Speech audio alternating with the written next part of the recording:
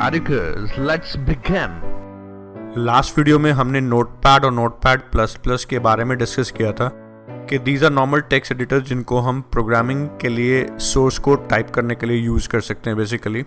And we found कि Notepad plus plus had lot more features as compare to Notepad. In this video I will talk about कि कौन सी ऐसे और tools हैं जिनको हम यूज़ कर सकते हैं प्रोग्रामिंग के लिए. लेकिन उससे पहले मैं बात करना चाहूँगा कुछ ऐसे एडिटर्स के बारे में जिनको हमें प्रोग्रामिंग के लिए यूज नहीं करना चाहिए. For example MS Word. This is actually more than an editor. It is basically a word processor. So it can do lot more other things, जैसे कि मैं फॉर्मेटिंग वगैरह कर सकता हूँ. आप देख ही रहे हैं अपने स्क्रीन पर, जैसे hello friends, I have this is like quite a big font and I can use different colours.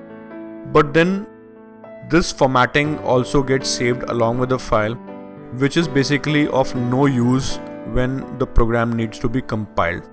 So हमें इस तरह के एडिटर्स को यूज़ नहीं करना चाहिए. यहाँ पे आपको कन्फ्यूजन हो सकता है. For example notepad plus plus में भी आप कह सकते हैं कि it uses different colours to basically highlight different components of my program, but then this is quite different. जब MS Word में आप काम करते हो तो you decide what you want to be bold, what you want to be highlighted with different colors, so this need to be saved with a file. But then when we talk about Notepad++, it is just highlighting a syntax and this is decided by the editor itself, क्योंकि उसे मालूम है Python में कौन से keywords हैं, C++ में कौन से keywords हैं. तो वो जब आपका प्रोग्राम डिस्प्ले होता है इस एडिटर के अंदर, तो while displaying it formats, so formatting doesn't get saved, so it's normal text file की तरह ही सेव होता है इसमें. सो हमें इस चीज़ का कोई फ़र्क नहीं पड़ता. So this formatting is just for display purposes, while formatting done with Word is basically a integral part of my documents. It gets saved along with the document. MS Word or any other editor like MS Word is strictly no to type my source code as such. सो इसको हमें use नहीं करना चाहिए. Okay, having done with that, I like two point out few more tools now जो कि आपकी life को बहुत आसान कर सकते हैं when you want to program. And these are called IDEs, right? Integrated development environments. So here we will talk about few of them, right? For example we have Python IDE, right? This is Python IDE. आप देखेंगे कि class 11-12 में few schools or few students basically opt for Python. So this is IDE. Basically IDE का मतलब क्या होता है? It is called Integrated Development Environment. So मुझे अपना प्रोग्राम चलाने के लिए या मुझे अपना कोड एग्जीक्यूट करवाने के लिए क्या क्या चाहिए? Basically one, as we know, we need an editor जहाँ पे मैं टाइप कर सकूँ. उसके अलावा मैं चाहूँगा कि मैं अपने प्रोग्राम को चेक कर पाऊँ कि उसमें कोई एरर्स तो नहीं है. इसको प्रूव करने के लिए let's write a small program. I will open a new file now. जैसे ही मैं ओपन करता हूँ new file, this is basically a normal editor. इसमें मैं टाइप कर सकता हूँ, I say print hello, and just want to tell you कि इंटेंशनली मैंने इसमें एक एरर छोड़ा हुआ है. फॉर एग्जाम्पल प्रिंट print का P should be small case. Python is also case sensitive, but then this I've done it intentionally to tell you what all IDE basically has. IDE में क्या क्या features होते हैं मैं उसके बारे में बात करना चाहता हूँ, तो इसीलिए मैंने intentionally इस एरर को छोड़ा हुआ है. Let's save this file. So when I save it, it asks for a file name and I save it by the name of try1, right? So now when I try to run this program, it'll give me error. Right, you can see it says name error, name print is not defined, right? This means what? कि my IDE has inbuilt debugger which basically tries to find out my errors कि उसमें errors तो नहीं है. Now let's correct this program. I'll just make this capital P as small p. मैं इसको small p में convert कर देता हूँ और मुझे शायद फिर से सेव करना पड़ेगा, Ctrl S, and I can run it by using F5 key. And when I do, you can see hello gets printed over here.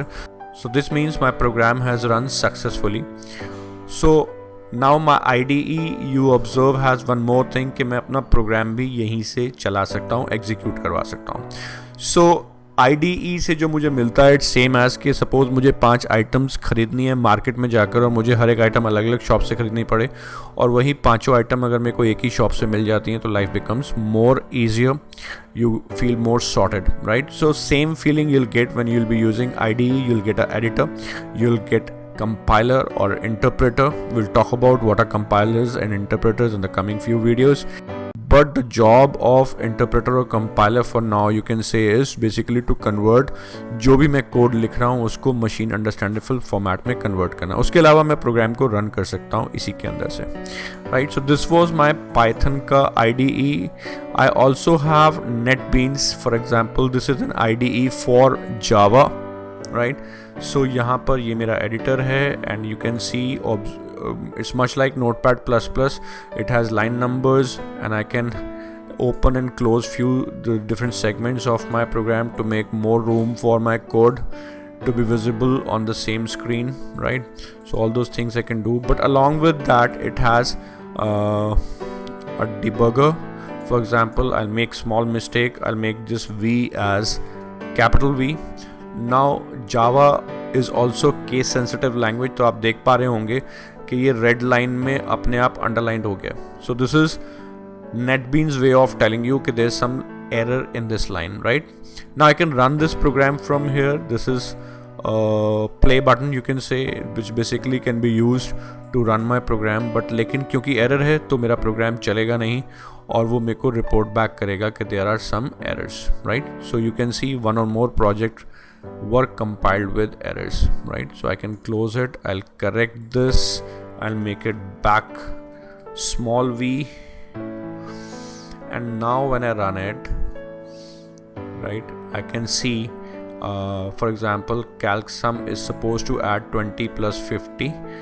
The logic is defined here, right? This is going to do the sum part and I get the answer 70, right? Now एक बात मैं आपको बता देना चाहूँगा कि यहाँ पर मेरा ऑब्जेक्टिव आपको कोडिंग सिखाना नहीं है, वो सब चीज़ें आने वाली हैं आगे चलकर, आप सब सीखने वाले हैं, लेकिन यहाँ पर आपको ध्यान देना है कि IDE क्या होता है, राइट? मेरा फोकस यहाँ पर सिर्फ वही है. अलग अलग IDEs में आपको मैं मिलवा रहा हूँ, एक तरह से विजुलाइज करवा रहा हूँ आपको. So this is my editor, plus it has a debugger, and along with that I've shown you कि मैं अपना प्रोग्राम भी इसके अंदर से ही रन कर सकता हूँ. Apart from that this is my project window, तो यहाँ पर मैं प्रोजेक्ट के अंदर कौन कौन सी फाइल्स हैं उनको देख सकता हूँ. So this is also quite an advanced editor, right? So I'll close this for now. So ऐसे ही बहुत सारे IDEs हैं, मैंने Python आपको दिखाया, NetBeans दिखाया, ऐसे ही they are turbo C. For example 11-12 में जो कंप्यूटर साइंस के बच्चे हैं जिनके पास C++ है वो टर्बो सी यूज़ करते हैं, that is also IDE, so integrated development environment.